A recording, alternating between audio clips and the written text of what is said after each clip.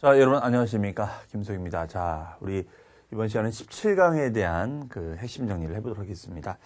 우리 17강에서는 이제 배웠던 것이 양도소득 계산 구조에 대해서 학습을 했었죠. 그래서 일단은 계산 구조 같은 경우에는 일단 순서를 우리가 암기하자 그랬었습니다. 그래서 양도 차익을 계산하고 마이너스 뭘 뺐었죠?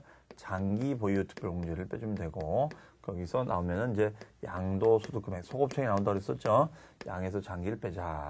그러면 여기서 최소한의 기본 공제를 빼주고 나면 이것이 바로 과세 표준이 되고, 거기다 곱하기 세율은 세금이 나온다 이렇게 했었죠. 다만 이때 이 차익 계산은 뭐에서 뭘 빼는 거죠? 양도 가액에서 세 가지 경비, 필요 경비를 빼자. 필요 경비는 세 가지가 있죠. 취득가액 경비, 자본적 지출액 경비, 양도로 인한 직접적인 경비 등을 빼주면 된다. 뭐 이렇게 썼습니다. 그래서 이 경비를 빼주면 된다. 다만 여기서 이제 경비적이 되느냐 안 되느냐를 따졌었죠. 그 다음에 취득가액에는 이제 취득이 들어가는 약정이자라든가, 그 다음에 현재가치할인차익, 감가상각비 등이 소송비 등이 들어가지만, 특히 감가상각비나 현재가치할인차익은 임대할 때 사용했다면 쓸 수가 없다고 했었습니다. 공지를 하고요. 자본적 지출은 내용 연수를 늘리거나 자산의 가치를 늘리는 것으로서 용도 변경 비용이라든가 공법상의 부담금이라든가 양도 직접 비용이 들어갔었죠. 그다음에 양도로 인한 직접 법무 세무 비용, 그렇죠? 공중비, 인지대, 중개 보수, 그다음에 세무서 사무실을 맡긴 신고 대리 비용 다 들어갑니다.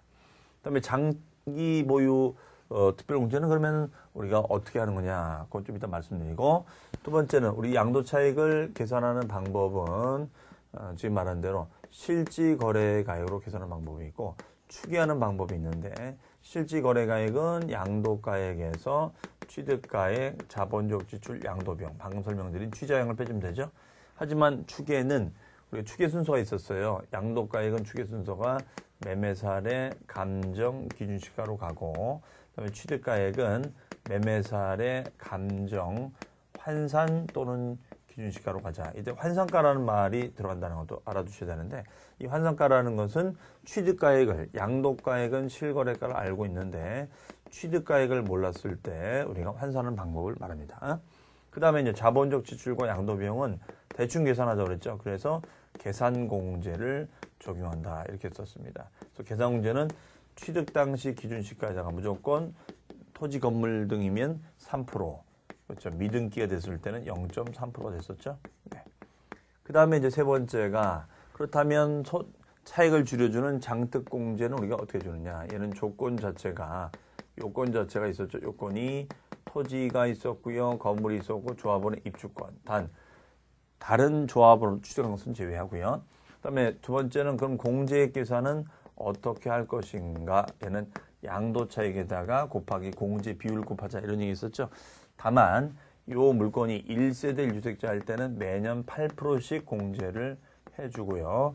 그 외가 됐을 때는 매년 3%씩 공제를 해주자 이런 얘기도 있었습니다.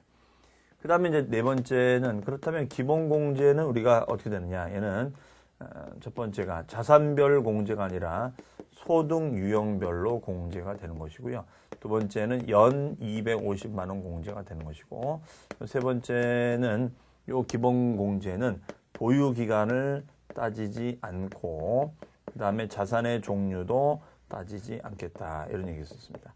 이 모든 것이 다 된다라고 해석하시면 되겠죠. 자, 그러면 이번 시간에 17강 핵심 정리해봤습니다. 그럼 다음 시간에는 또 18강 핵심 정리할 때 여러분 또 찾아뵙겠습니다. 수고 많으셨습니다.